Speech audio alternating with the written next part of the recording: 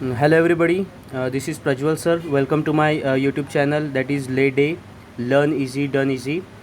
सो आज भी हम वर्क डन के ही कुछ न्यूमेरिकल सॉल्व करने वाले हैं, रेयर न्यूमेरिकल सॉल्व करने वाले हैं। जो न्यूमेरिकल जनरली स्टेट बोर्ड में सेक्शन सी में सेट होते हैं फॉर 3 मार्क्स के लिए। अभी तक के हमने वर्क डन आइसोथर्मल रिवर्सिबल और आइसोथर्मल इरिवर्सिबल दोनों इसमें देख लिया था, लेकिन work done in isothermal reversible में हमने अभी तक के प्रेशर का एक भी न्यूमेरिकल जो है सॉल्व नहीं किया था। तो उस टाइप में मैं एक अलग से एक न्यूमेरिकल आज यहाँ पे सॉल्व करने वाला हूँ। तो आप ध्यान दीजिए, प्रॉब्लम बहुत ईजी है। आप अगर ध्यान दीजिएगा तो बहुत अच्छे से आपको समझ जाएगा। ठीक है, तो यहाँ पे मैं स्टार्ट करने जा रहा हूँ। मैं पहले यहाँ पे क्वेश्चन पढ़ लेता हूँ।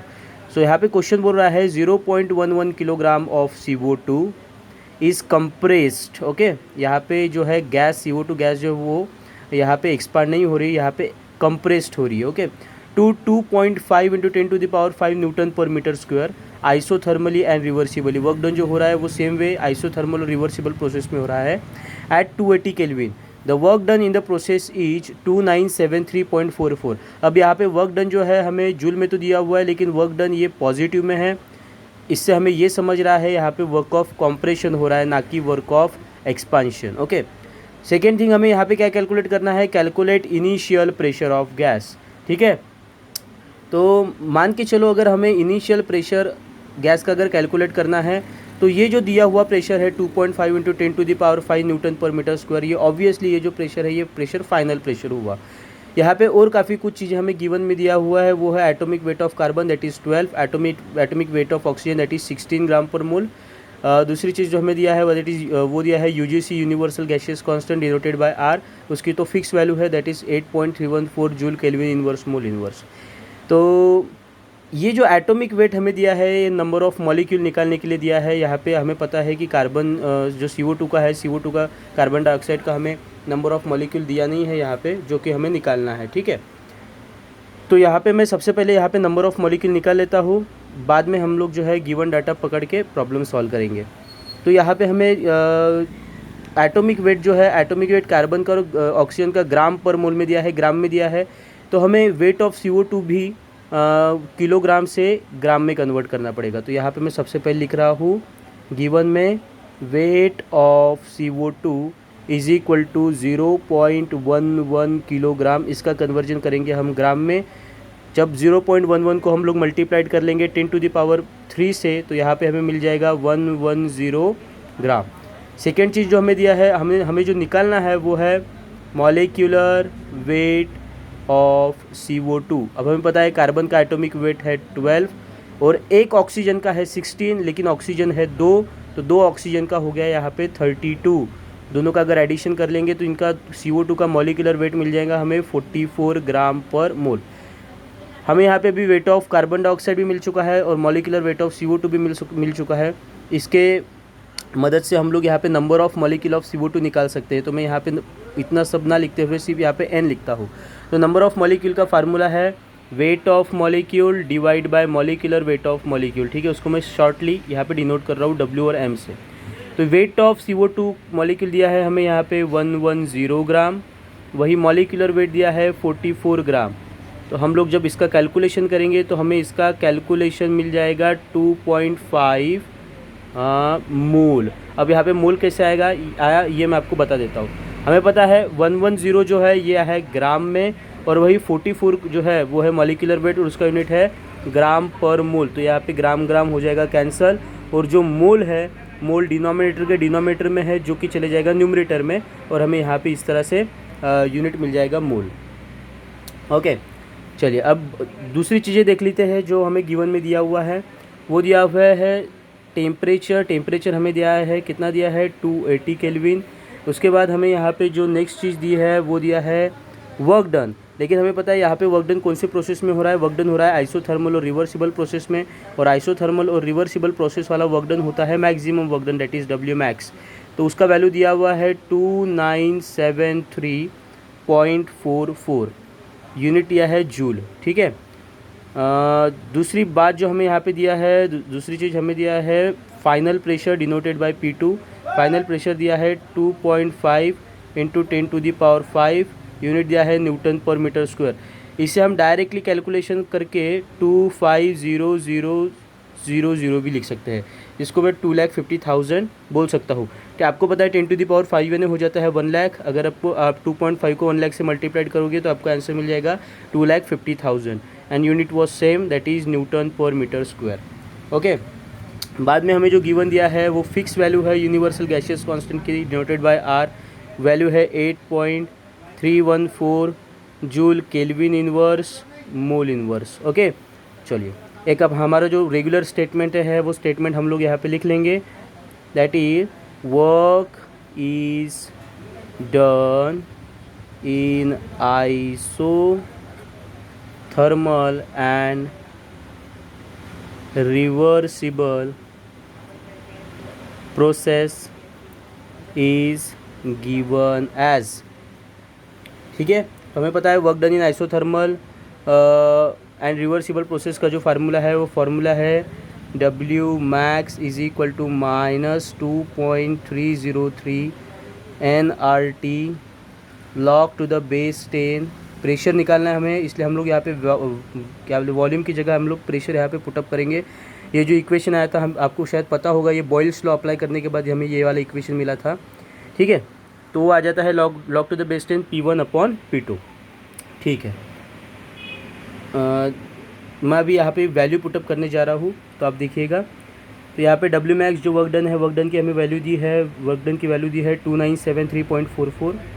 सो W मैक्स की वैल्यू है 2973.44 is equal to -2.303। Number of mole हमने यहाँ पे कैलकुलेट किया, नंबर ऑफ मोल दिया हुआ है 2.5, आर की वैल्यू कॉमन है 8.314 और टेम्परेचर दिया है 280। यहाँ पे log to the base 10 P1 P2 हम लोग एज इट इज़ रखेंगे। अभी हम लोग यहाँ पे जो है फाइनल प्रेशर की वैल्यू पुटअप नहीं करेंगे, वो हम लोग उसको एंडिंग में करेंगे। ठीक है, चलिए अब मैं इसका कैलकुलेशन कर लेता हूँ। हमें पता है, जैसा मैंने लास्ट वीडियो में बताया था कि ये जो है 2.303 8.314 ये हमें हर जगह कॉमन मिलने वाले हैं, इसलिए हम लोग इसका कैलकुलेशन पहले से ही करके रख देते हैं ताकि हमारा वक्त बच जाए। ठीक है, सो इसका कैलकुलेशन आता है approximately 19.14 multiplied by 2.5 multiplied by 280 log to the base 10 P1/P2। इधर आ जाएगा यहाँ पे 2973.44।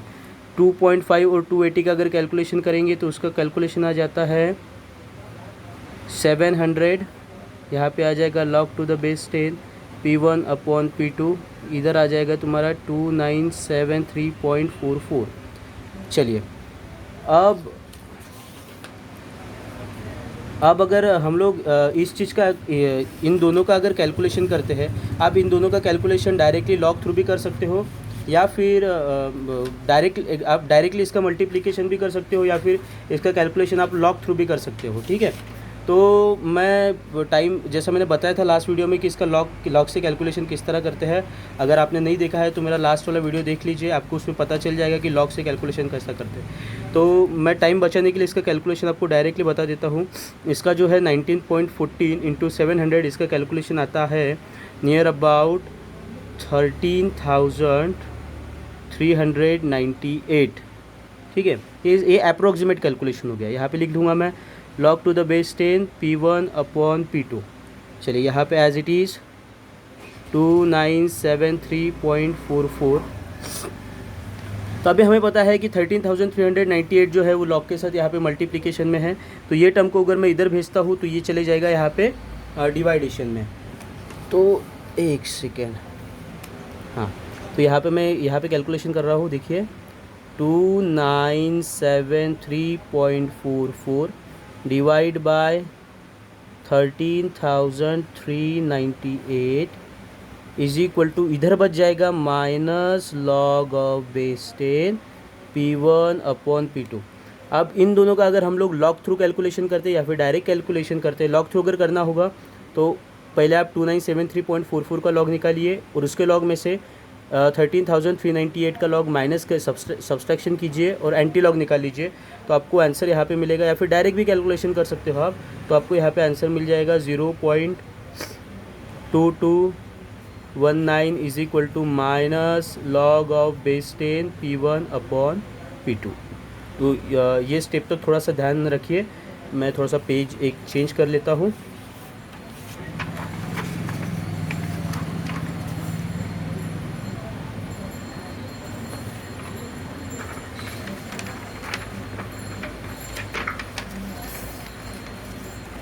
चलिए, तो यहाँ पे हमें आ गया था, लास्ट कैलकुलेशन वॉज 0.2219 0.2219 हाँ is equal to minus log to the base 10 P1 upon P2। चलिए, अब ये जो टर्म है, ये टर्म हमें एक लॉग का एक फार्मूले के समान कुछ दिख रही है। वो फार्मूला शायद आपको याद होगा या फिर आपने पढ़े होंगे, that is log e m upon n. ठीक है, इसका जो फार्मूला है, इसका फार्मूला आ जाता है log m minus log e m minus log e n. ठीक है, तो ये जो टर्म है, ये टर्म हमें कुछ इस फार्मूले जैसा दिख रही है, तो हम लोग ये जो टर्म है इसको हम लोग इस तरह से कन्वर्ट कर लेते हैं। तो यहाँ पे आ जाएगा 0.2219 इज इक्वल टू माइनस, और इसको मैं थोड़ा सा ब्रैकेट में कर लूँगा। यहाँ पे m की जगह मैं लूँगा P1 और n की जगह ले लूँगा P2। तो यहाँ पे आ जाएगा log to the base 10 P1 minus log to the base 10 P2। ठीक है, यहाँ पे थोड़ा सा हम लोग अभी ब्रैकेट ओपन कर लेंगे। अगर ब्रैकेट ओपन करते तो हमें पता है यहाँ पे माइनस माइनस हो जाएगा प्लस, तो ये टर्म हमें कुछ इस तरह से मिलेगी, that is minus log to the base 10 P1 plus log to the base 10 P2। यहाँ पे तुम्हारा 0.2219 एज इट इज़ रहेगा। ठीक है, चलिए, ये जो टर्म है log to the base 10 P1, जो हमें निकालना है P1 की वैल्यू, हमें सबसे पहले इसको प्लस में लाना पड़ेगा। तो इसको यहाँ पे ये माइनस में है, तो मैं इसको इक्वल टू के इधर भेज देता हूँ, जो कि प्लस में हो जाएगा। ठीक है, तो इसको रीअरेंज करके कुछ मैं इस तरह से लिख सकता हूँ 0.2219 plus log to the base 10 P1 is equal to, अब यहाँ पे मैं P2 की वैल्यू पुटअप कर लूँगा। तो हमें पता है यहाँ पे फाइनल वैल्यू जो P2 की है वो हमने निकाले थे, that is 2,50,000 Newton per metre square, जो कि मैं यहाँ पे पुटअप करने जा रहा हूँ। So log to the base 10 P2 की वैल्यू है 2,50,000। ठीक है, चलो, इसका अगर हम लोग लॉग निकालते हैं तो इसका लॉग आ जाएगा, इसका कैरेक्टरिस्टिक आ जाएगा 5 और लॉग है इसका 3979। तो यहाँ पे इसका लॉग तो 2,50,000 का जो है लॉग आ जाएगा 5.3979। ओके, तो यहाँ पे हो जाएगा ये 0.2219 plus log to the base 10 P1। चलिए, ये जो है अभी 0.2219 ये यहाँ पे प्लस में है, हम लोग इसको इधर भेज देते हैं, तो हमें यहाँ पे मिल जाएगा log to the base 10 P1 is equal to 5.3979 minus 0.2219। अब 5.3979 से हमें ये जो वैल्यू है, ये वैल्यू माइनस करना है। तो जो हमें ये, हम लोग जब ये वैल्यू इसको माइनस करेंगे तो हमें यहाँ पे आंसर मिल जाएगा 5.1760। ठीक है, और यहाँ पे आ जाएगा log to the base 10 P1। अब हमें इनिशियल प्रेशर निकालना है। इनिशियल प्रेशर तभी निकल पाएगा जब हम लोग यहाँ से लॉग हटाएंगे, और लॉग हटाने के लिए हम लोग यहाँ पे दोनों जगह इक्वल टू के दोनों जगह हम लोग अप्लाई कर लेंगे anti log. So taking anti log on both side, जब हम लोग दोनों जगह एंटी लॉग अप्लाई करेंगे तो यहाँ पे एंटी लॉग लॉग हो जाएगा कैंसल, और बच जाएगा यहाँ पे P1, और इधर आ जाएगा एंटी लॉग ऑफ 5.1760। हमें पता है कि हम लोग जब किसी चीज़ का एंटी लॉग निकालते हैं तो पॉइंट के पहले वाले जो डिजिट आता है वो चले जाता है 10 के पावर में। तो यहाँ पे पॉइंट के पहले है 5, जो कि चले जाएगा 10 के पावर में, that is 10 to the power 5। बचा 0.1760, जिसका हम लोग एंटी लॉग निकालेंगे 0.17 के 6 में देखिएगा, तो इसका एंटी लॉग आता है 1.50, जिसको हम लोग 1.5 भी लिख सकते हैं। ठीक है, तो हमें यहाँ पे इनिशियल प्रेशर जो है P1 मिल चुका है। इनिशियल प्रेशर है 1.5 into 10 to the power 5, unit रहेगा same newton per metre square. ये मिल गया हमें इनिशियल प्रेशर। चलिए, एक बार आप पूरा प्रॉब्लम देख लीजिए, और ये भी अगर आपको कुछ भी प्रॉब्लम आता है इस तरह के प्रॉब्लम में तो मुझे कमेंट बॉक्स में बताइए। आपकी कुछ जो भी क्यूरी होगी मैं ज़रूर सॉल्व करने की कोशिश करूँगा। ओके, तो हम लोग अभी मूव होते हैं नेक्स्ट प्रॉब्लम की तरफ। चलिए, तो अभी हम लोग सेकेंड प्रॉब्लम यहाँ पे सॉल्व कर रहे हैं। ये भी प्रॉब्लम नियर अबाउट पहले प्रॉब्लम जैसा ही था, बस फ़र्क इतना है, पहले प्रॉब्लम में हमें इनिशियल प्रेशर कैलकुलेट करना था और इस प्रॉब्लम में हम लोग कैलकुलेट करेंगे इनिशियल वॉल्यूम। ठीक है, बाकी कुछ भी सेम फार्मूला सेम कैलकुलेशन हमें करना है। तो यहाँ पे मैं प्रॉब्लम पढ़ने जा रहा हूँ। 3 moles of an ideal gas are compressed. यहाँ पे भी जो आइडियल गैस है यहाँ पे भी कंप्रेस्ड हो रही है, यहाँ पे भी एक्सपांशन नहीं हो रहा है। जो कंप्रेशन हो रहा है वो सिमिलर वे आइसोथर्मली और रिवर्सिबली वे हो रहा है। ठीक है, so to a volume of 2 litre the work done is 2.983 kilo joule. ठीक है, at 22 degree Celsius. Calculate initial volume. अगर हमें इनिशियल वॉल्यूम यहाँ पे कैलकुलेट करना है तो ऑब्वियसली ये जो 2 लीटर जो वॉल्यूम यहाँ पे दिया हुआ है ये फाइनल वॉल्यूम ही होगा। ठीक है, सेकेंड चीज़, हमें यहाँ पे जो एक गेस के तौर पर दी हुई है वो है जो वर्क डन दिया है वो वर्क डन है पॉजिटिव में। ठीक है, यहाँ पे प्लस 2.983 यहाँ पे दिया है और अगर पॉजिटिव वर्क डन रहता है तो ऑब्वियसली वहाँ पे जो आइडियल गैस है आइडियल गैस का कंप्रेशन ही होता है। ठीक है, एक चीज़ आप थोड़ा सा ध्यान में अच्छे से रखिएगा।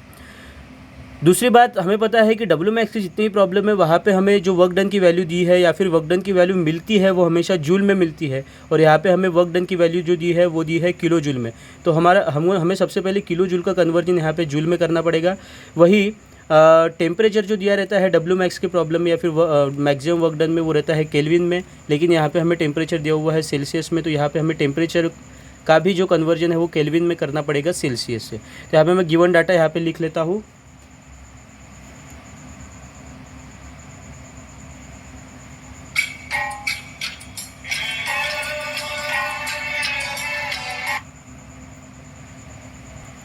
चलिए, तो यहाँ पे हम लोग गिवन डाटा लिख लेंगे। तो सबसे पहले हमें गिवन में दिया हुआ है number of moles denoted by n। Number of moles दिए हुए यहाँ पे हमें 3 मोल। उसके बाद हमें जो दिया है वो दिया है वॉल्यूम, और ये जो वॉल्यूम है ये है final volume denoted by V2। Final volume हमें यहाँ पे दिया है 2 लीटर। सेकेंड चीज़ हमें जो दिया है वो दिया है वर्क डन, जो कि दिया है किलो जूल में, जिसका कन्वर्जन हमें करना पड़ेगा जूल में। ठीक है, तो वर्क डन जो हो रहा है वो हो रहा है आइसोथर्मल और रिवर्सिबल प्रोसेस में, और आइसोथर्मल और रिवर्सिबल प्रोसेस में होने वाला वर्क डन जो हमेशा होता है वो होता है maximum work done which are denoted by W max. ठीक है, वर्क डन का जो वैल्यू है वर्क डन का वैल्यू दिया है 2.983 किलो जूल, जिसका कन्वर्जन करना है हमें जूल में। तो हम लोग पता है किलो जूल का कन्वर्जन जूल में करने के लिए उसको मल्टीप्लाइड करते हैं 10⁻³ से या फिर 1000 से। तो जब मैं इसको 10⁻³ से मल्टीप्लाइड करूँगा तो हमें यहाँ पे मिल जाएगा 2983 जूल। ओके, नेक्स्ट चीज़ जो हमें दिया है वो दिया है temperature denoted by capital T। ठीक है, टेम्परेचर दिया है 22 डिग्री सेल्सियस, जिसका कन्वर्जन करना है हमें केल्विन में। तो मैं यहाँ पे उसमें ऐड कर लूँगा 273। सो 22 + 273, इसका अप्रोक्सीमेटली आंसर आ जाता है 295 यूनिट आ जाएगा केल्विन। एक चीज़ ध्यान में रखिएगा, केल्विन का जो के है वो हमेशा कैपिटल रहेगा, वही किलो जूल का या फिर किलोग्राम का जो के है, किलो का जो के आता है वो हमेशा स्मॉल में आता है। दूसरी चीज़ जो हमें दिया है गिवन में वो दिया है universal gaseous constant UGC denoted by R, जो हमेशा उसकी वैल्यू कांस्टेंट रहती है, that is 8.314 joule kelvin inverse mole inverse. ठीक है, तो हम लोग भी यहाँ पे प्रॉब्लम सॉल्व करना स्टार्ट कर लेंगे। हमेशा की तरह अपना जो स्टेटमेंट है वो स्टेटमेंट यहाँ पे लिख लेंगे, that is work is done in isothermal and reversible process is given as. ठीक है, formula work done in isothermal और रिवर्सिबल का जो है वो है W max is equal to -2.303 nRT log to the base 10। Volume निकालना है इसलिए हम लोग यहाँ पे वॉल्यूम प्लेस कर लेंगे V2/V1। ठीक है, प्रेशर अगर निकालना रहता तो हम लोग वहाँ पे प्रेशर की वैल्यू पुटअप किए रहते P1/P2, लेकिन हमें यहाँ पे वॉल्यूम निकालना है इसलिए हम लोग यहाँ पे वॉल्यूम की वैल्यू पुटअप करेंगे। जो वॉल्यूम का जो फार्मूला है that is log of base 10 V2/V1। Value put up कर लेता हूँ मैं यहाँ पे। सबसे पहले डब्ल्यू मैक्स की वैल्यू जूल वाली जो दी है वो है 2983। उसके बाद 2.303, नंबर ऑफ मोल्स दिया है हमें यहाँ पे 3, आर की वैल्यू 8.314 मल्टीप्लाइड बाय टेम्परेचर जो है टेम्परेचर दिया है 295, इधर आ जाएगा log to the base 10 V2 upon V1। Final volume की जो वैल्यू है वो अभी हम लोग पुटअप नहीं करेंगे, वो हम लोग एंडिंग में उसको पुटअप कर लेंगे, ठीक है। तो हमें पता है यहाँ पे मैंने हमेशा हर बार मैं आपको बता चुका हूँ कि 2.303 और 8.314 ये हमेशा कॉमन मिलेगा, और जिसका कैलकुलेशन कितना आता है, उसका कैलकुलेशन आता है 19.14। एक स्टेप बचाने के लिए मैं यहाँ पे इसका भी कैलकुलेशन डायरेक्टली कर लेता हूँ। 295 मल्टीप्लाइड बाई 3, इसका भी डायरेक्ट कैलकुलेशन आ जाएगा 885, ठीक है। बचेगा इधर into log to the base 10 V2 upon V1, इधर आ जाएगा 2983। चलिए अब 19.14 मल्टीप्लाइड बाय 885, इसका कैलकुलेशन आप डायरेक्टली भी कर सकते हो या फिर लॉग थ्रू भी कर सकते हो। आपको दोनों 19.14 का लॉग निकालना है, उसके बाद 885 का लॉग निकालना है। दोनों के लॉग को एडिशन करके आपको बाद में एंटी लॉग निकालना है, तो आपको इन दोनों का कैलकुलेशन मिल जाएगा। या फिर आप डायरेक्ट वैसे भी कर सकते हो, ठीक है। तो मैं यहाँ पे इसका कैलकुलेशन बता देता हूँ। इसका कैलकुलेशन आ जाएगा नियर अबाउट 16,938.9, ठीक है। यहाँ पे आ जाएगा log to the base 10 V2 upon V1, इधर आ जाएगा 2983, ठीक है। अब ये जो है 16,938.9 ये log के साथ आता है मल्टीप्लिकेशन में। अगर इस टर्म को मैं इधर भेजता हूँ इक्वल टू की इधर में, तो ये हो जाएगी डिवाइडेशन में। तो यहाँ पे मैं कुछ इस तरह से इसको करूँगा, 2983 divide by 16,938.9 is equal to minus log of base 10 V2 upon V1। अब इन दोनों का कैलकुलेशन भी आप लॉग थ्रू कर सकते हो। आपको सबसे पहले इस न्यूमरेटर का लॉग निकालना है, न्यूमरेटर के लॉग में से डिनोमिनेटर का लॉग माइनस करना है, बाद में एंटी लॉग निकालना है। तो जब आप इन दोनों का जब कैलकुलेशन लॉग थ्रू करो या फिर डायरेक्ट जब भी करोगे, तो आपको वहाँ पे आंसर मिल जाएगा 0.1761 इज इक्वल टू। अब सिमिलर वे ये जो टर्म है, हमें पता है ये टर्म हमारे एक लॉग के फार्मूले जैसा दिख रहा है। लॉग का जो फार्मूला था that is log of EM/n, जिसका फार्मूला था log EM minus log EN, ठीक है। तो हम लोग log of base 10 V2 upon V1 का कन्वर्जन कुछ इस तरह से कर लेंगे। तो हमें यहाँ पे मिल जाएगा minus log of base 10 V2 minus log of base 10 V1, ठीक है। मैं ब्रैकेट अभी ओपन कर लेता हूँ। जैसे मैं ब्रैकेट ओपन करूँगा तो यहाँ पे माइनस माइनस हो जाएगा प्लस, तो हमें यहाँ पे मिलेगा minus log of base 10 V2 minus minus हो जाएगा plus, plus log of base 10 V1, इधर है हमारा 0.1761, ठीक है। तो हमें निकालना क्या है, हमें निकालना है final volume that is V1। तो हम लोग log ऑफ बेस 10 V2 जो कि है माइनस में, उसको इक्वल टू के इधर भेज देंगे, जो कि उधर हो जाने के बाद हो जाएगा प्लस में, ठीक है। तो यहाँ पे मैं थोड़ा रीअरेंज करके कुछ इस तरह से लिख लेता हूँ इसको। log of base 10 V1 is equal to 0.1761। log of base 10 V2 को हमने इधर भेजा था तो वो चला गया था प्लस में, इधर आ जाएगा ये log ऑफ बेस 10 V2। अब यहाँ पे हम लोग V2 का वैल्यू प्लेस कर लेंगे, तो यहाँ पे हो जाएगा 0.1761 plus log of base 10 V2 का वैल्यू हमें फाइनल वॉल्यूम दिया है 2 लीटर, तो V2 का वैल्यू है 2। यहाँ पे same log of base 10 V1 as it is रहेगा। log 2 का जो वैल्यू है, log 2 का वैल्यू है 0.3010, एक बार आप चेक कर लीजिएगा। और इसका एडिशन कर लेंगे हम 0.1761 में, ठीक है। मैं थोड़ा सा एक बार पेज चेंज कर लेता हूँ। log ऑफ बेस 10 V1, चलो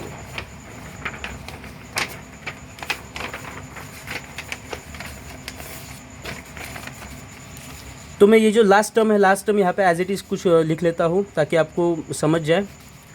यहाँ पे बचा था लास्ट स्टेप में किए थे अपने, log of base 10 V1 is equal to 0.1761 plus 0.3010 log of base 10 2 का जब हमने log निकाले थे तो हमें यहाँ पे 0.3010 मिला था, ठीक है। तो ये मैं यहाँ पे इन दोनों का कैलकुलेशन कर लूँगा। इन दोनों का जब मैं कैलकुलेशन करूँगा तो मुझे यहाँ पे आंसर मिल जाएगा 0.4771 यहाँ पे आ जाएगा तुम्हारा log ऑफ बेस 10 V1। अब यहाँ पे हमें इनिशियल वॉल्यूम तभी यहाँ पे मिल पाएगा जब हम लोग इसके आगे वाला जो लॉग है वो लॉग हटाएंगे, ठीक है। तो ये लॉग हटाने के लिए हम लोग यहाँ पे दोनों इक्वल टू के दोनों जगह हम लोग यहाँ पे एंटी लॉग अप्लाई कर लेंगे। So taking anti log on both side, ठीक है। जब हम लोग दोनों जगह एंटी लॉग अप्लाई कर लेंगे तो यहाँ पे एंटी लॉग और ये लॉग हो जाएगा कैंसिल, यहाँ पे बचेगा सिर्फ V1 और इधर हो जाएगा एंटी लॉग ऑफ 0.4771। जब हम लोग 0.4771 का यहाँ पे एंटी लॉग निकालेंगे तो हमें यहाँ पे आंसर मिलेगा 3.000, जिसको हम लोग अप्रोक्सीमेटली 3 लिख सकते हैं, ठीक है। और वॉल्यूम जिसका यूनिट हमें पता है जो है वो जो लीटर में ही आएगा, ठीक है। तो यहाँ पे हम लोग में V1 का वैल्यू मिल चुका है, V1 का वैल्यू मिला है हमें, जो इनिशियल वॉल्यूम है, इनिशियल वॉल्यूम हमें मिला है 3 लीटर। तो इस तरह से मैंने ये प्रॉब्लम सॉल्व किया हूँ। अगर आपको कुछ भी प्रॉब्लम आता है तो मुझे कमेंट बॉक्स में आप बताइए, मैं उसको डेफिनेटली सॉल्व आउट करने की कोशिश करूँगा, ठीक है। अगर आपको दोनों प्रॉब्लम समझ में आते हैं तो मेरा जो चैनल है ले day learn easy done easy, उसको सब्सक्राइब कीजिए। सब्सक्राइब करके नीचे दी हुई बेल आइकॉन की जो घंटी है वो घंटी बजाइए, ताकि मेरे और वीडियोज़ आपके और वीडियोज़ का फ़ायदा उठा सके। Okay, thank you so much.